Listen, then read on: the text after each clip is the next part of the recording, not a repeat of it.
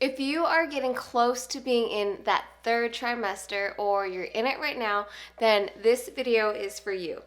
I'm going to go over the routine tests and screenings that you can expect to be offered to you in that last trimester of pregnancy. I'm Annabelle Carney, and I love helping mamas just like you have a better birth experience. So if you're new to my channel, thank you so much for stopping by, and don't forget to hit that subscribe button and ding the little bell down below. So as you're watching this, I am almost 37 weeks pregnant with baby number 2, and I am now in that phase of weekly prenatal appointments, which typically start when you're 36 weeks pregnant.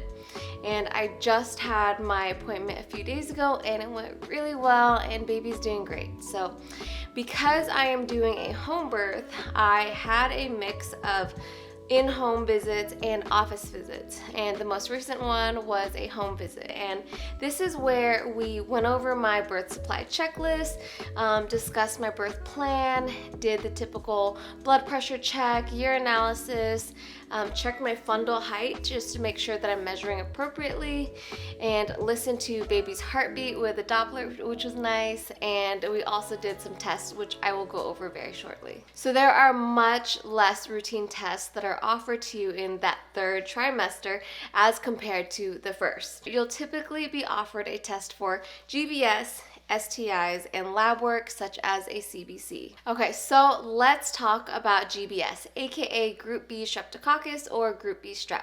So let's be clear, this is not the same kind of strep that you would get for a strep throat infection, which is Group A, but instead, Group B is a bacteria that can be part of some people's normal flora and lives in the lower digestive tract, like the intestines, rectum, bladder, and vagina. It can be found in up to 25% of healthy women and typically does not cause any serious illness. But because GBS is most often found in the vagina and rectum, this means that GBS can pass from you to your baby during a vaginal birth. However, I do think it's important to note that this is rare. So when looking at the actual numbers, it happens to 1 or 2 babies out of 100, so up to 0.02% chance that baby will become infected if mama does not receive treatment. Now, the test for GBS is offered to you typically between 36 and 38 weeks of pregnancy and is called a culture. So this test itself is pretty quick and painless, in which a sterile swab, similar to like a long Q-tip, is used to take a sample from the vagina and rectum. Okay, so let's say that this is your vaginal opening, this is your perineum, and this is your anus. So they typically insert the swab about 2 centimeters deep into the vagina and rotate it a few times to hit the vaginal walls, and then insert that same swab into the rectum about 1 centimeter deep, then do the same thing, and you're done. So that swab now goes into a sterile tube, which then goes into a bag and is sent off to the lab. Now, some practices even have you do it yourself in the bathroom for comfort, and just because it's just that simple. But let's say that you test positive, then you're considered a carrier because you're showing no signs or symptoms, but you have GBS colonizing your lower digestive tract. So you'll be offered treatment, which is typically an antibiotic called penicillin or ampicillin, which is administered through an IV during labor. If you're allergic, you can always talk to them about the alternatives. So the goal of treatment is to reduce the amount of GBS that is present so that the chance of baby contracting GBS during a vaginal birth is lowered. Now, when antibiotics are administered during delivery, baby now has a 1 in 4,000 chance of developing an infection as compared to a 1 in 200 chance without treatment. Now, for babies who do become infected with GBS, complications are serious and can be life-threatening.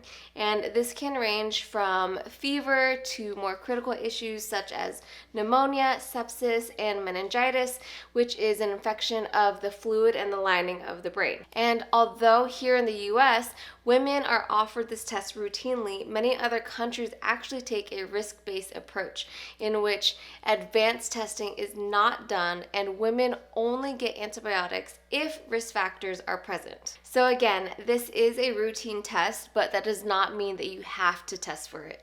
And when you're deciding on testing for GBS, a better question to ask yourself is, how will testing change my course of action if I am positive? Now, moving on to CBC and STI testing. So these tests were performed earlier in pregnancy and are offered again in the last trimester. So a CBC is obtained via a simple blood draw, and there's no preparation required for this.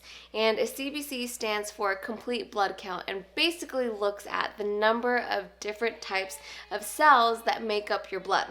So the number, size, and color of red blood cells can show whether you have a certain type of anemia, or if you were told that you were anemic from previous lab work and were instructed to take an iron supplement. It's a way to see if your anemia has improved. Then there's also the number of white blood cells, which can show if you have a general infection. And lastly, your provider is looking at your platelet count. So the number of platelets can reveal whether or not you have a problem with blood clotting, which is super important to know for birth because of the blood loss that naturally occurs. As for STI testing, gonorrhea and chlamydia are tested via urine sample, and syphilis is tested via a blood sample called an RPR, which looks for antibodies present in your blood to syphilis. The goal of testing is to detect and receive treatment in order to avoid passing that infection to your baby during birth, which again can cause very serious complications for baby. Antibiotics are the treatment for STIs, and the one that you receive will depend on which STI you test positive for.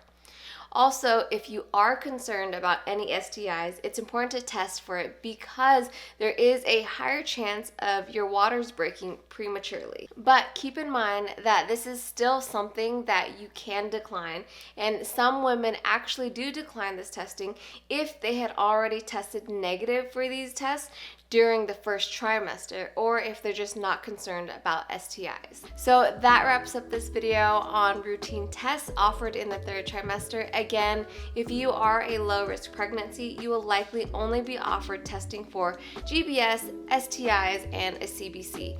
But as with anything medical, every test, procedure, and intervention is a choice and requires consent.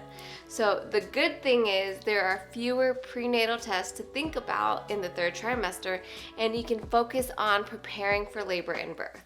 And if you are preparing for a natural birth and want a little guidance, I do offer one-on-one virtual birth prep that's tailored to you. So just click the link down in the description box below and we can chat about your goals. Congrats on being in that final stretch of your pregnancy, and I wish you the very best. Thank you so much for watching, and I will see you in the next video.